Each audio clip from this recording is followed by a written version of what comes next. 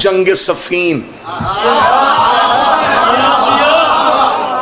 مولا علی نے مالک اشتر سے کہا مالک جی بادشاہ حملہ کر کے مالک اشتر گھوڑے کی زین پہ آئے، علی کا کمانڈر تھا، سپہ سالار تھا علی کا، ایسی بہادری کے ساتھ مالک اشتر دشمن کے سامنے گئے، انہوں نے مالک اشتر کو آتے دیکھا، جلدی سے ہاتھوں میں قرآن اٹھا کے پڑھنا شروع کر دیا۔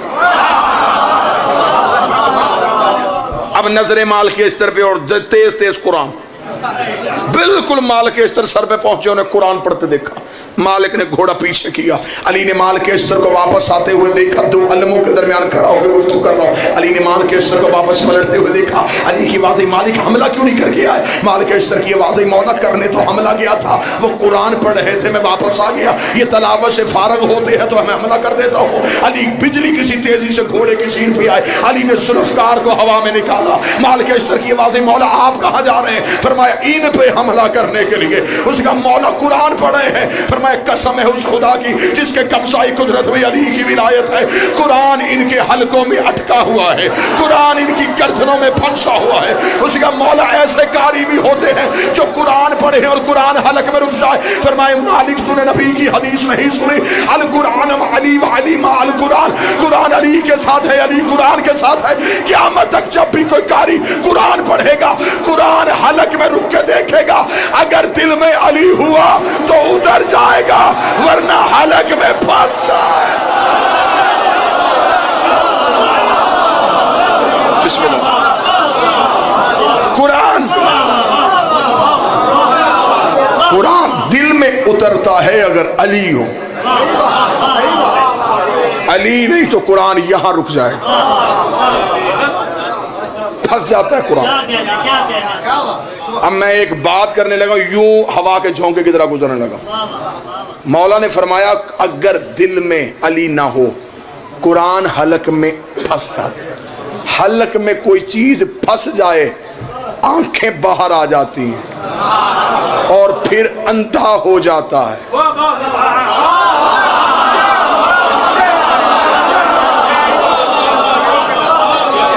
ہمارے ملک میں ایک ایسا سسٹم بھی ہے کہ بندہ نہ بھی حافظ ہو اور ہو نبینا، بندے کہتے حافظ جی رستہ دے، کنفرم ہو گیا کہ جو نبینا ہو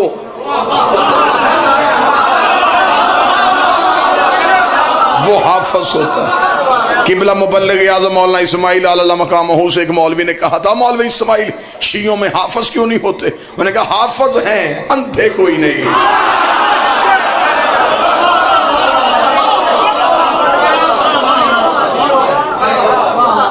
اب یہ بھی میں بتا دیتا ہوں کہ آنکھوں کی نور کیوں چلا جاتا ہے؟ قرآن تو روشنی دیتا ہے، قرآن کہتا ہے میں تو سیاہیاں صاف کرتا ہوں۔ تو پھر بندے پڑھیں اور یاد کریں قرآن اور آنکھوں میں نور ہی نہ ہو۔ میرے چھٹے بادشاہ کے پاس ایک بندہ آیا، اللہم صلی اللہ محمد، مولا امام صادق کے پاس۔ اس کا مولا میں نے قرآن یاد کر لیا۔ امام نے کہا بہت اچھا کیا، لیکن جب بھی پڑھنا دیکھ کے پڑھنا۔ میں فلسفہ بتانے لگا، اس کا مولا میں نے یاد کر لیا ہے، فرمایا اچھی بات ہے لیکن جب بھی پڑھنا دیکھ کے پڑھنا۔ اس کا مولا جب میں نے یاد کر لیا ہے تو مجھے دیکھنے کی ضرورت کیا ہے؟ امام نے کہا قرآن صرف پڑھنا عبادت نہیں، آیتوں کو دیکھنا بھی عبادت ہے۔ اس کا مولا بغیر دیکھے پڑھوں گا تو کیا ہوگا؟ فرمایا خدا آنکھوں کا نور چھین لے گا۔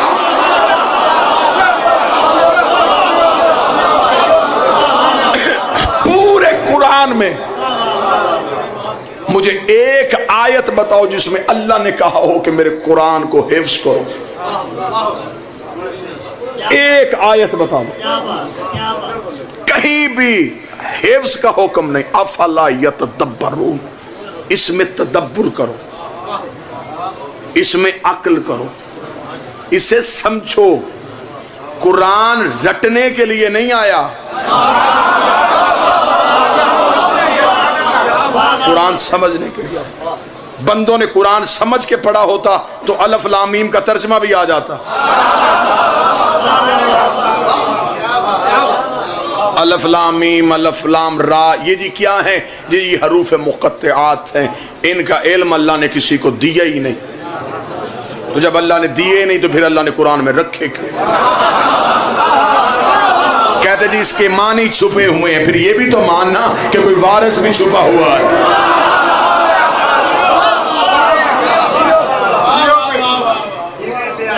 ایک شخص نے کوفے میں آ کے میرے مولا علی سے سوال کیا، اس نے کہا یا علی، قرآن کا دعویٰ ہے کہ قرآن میں ہر چیز کا ذکر موجود ہے۔ مولا نے فرمایا بے شک یہ دعویٰ قرآن کا ہے۔ اس کا مولا ہر چیز کا ذکر ہے؟ مولا نے فرمایا ہر چیز کا ذکر ہے۔ اس کو آ کے کہنے لگا مولا نبی کل کتنے ہیں؟ مولا علی نے فرمایا کم و بیش 1,24,000۔ اس کا نام قرآن میں کہیں نہیں، 29 نبیوں کے نام ہے قرآن میں، باقی نام قرآن میں نہیں۔ یا تو نام دکھائیں یا پھر یہ نہ کہیں کہ قرآن میں ہر چیز کا ذکر ہے۔ کتنا اچھا ہوا کہ یہ سوال علی سے ہو گیا۔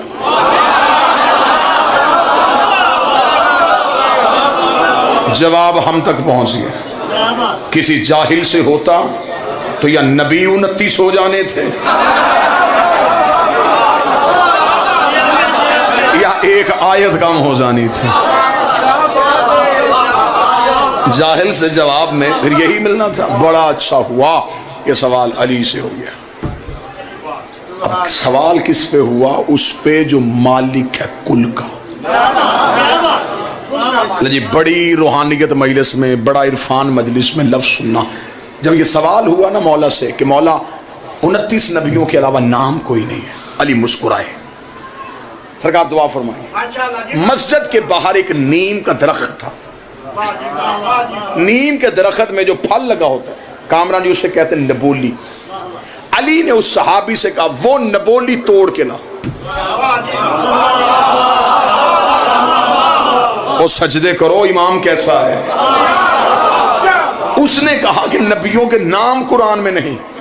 علی فرمایا نبولی توڑ کے لا۔ اس نے نبولی توڑی، علی کے ہاتھ پہ رکھی۔ مولا نے فرمایا اس کے اندر تیرے سوال کا جواب ہے۔ زمیندار طبقہ بیٹھا، تم بھی نہیں بولو گے تو کون بولے گا؟ اس کے اندر ہے تیرے سوال کا جواب۔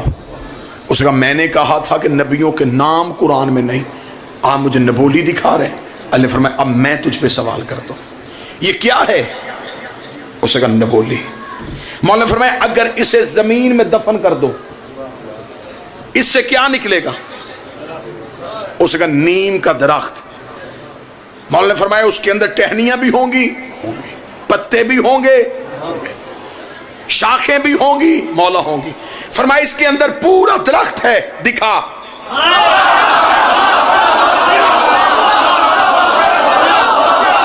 باہر سے تو کہیں سے نہیں آنا، اس کے اندر سے آنا ہے نا، تو دکھا دے۔ اس نے مسکرا کے کہا یا علی ایسے سمجھ میں نہیں آئے گا جب تک زمین کے حوالے نہیں کرو گے۔ فرمایا نبولی زمین کے حوالے نہ کرو، یہ سمجھ میں نہیں آتی۔ قرآن جب تک وارث کے حوالے نہیں کرو گے قرآن کیسے سمجھ؟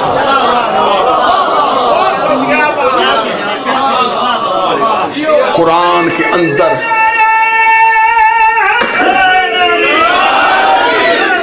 قرآن کے اندر ایک چھپی ہوئی کتاب ہے، کتاب مکنون، ایک چھپی ہوئی کتاب ہے، سوائے معصوم کے کوئی نہیں بتا سکتا۔ اس لیے ہم کہتے ہیں کہ قرآن کے ساتھ وارث کا ہونا ضروری ہے۔ جو بندے نے دعویٰ کیا تھا نا کہ حسبنا کتاب اللہ، بس قرآن کافی ہے، اگر صرف قرآن کافی ہوتا تو عدالتوں میں صرف قانون کی کتابیں ہوتی، جج نہ ہوتے۔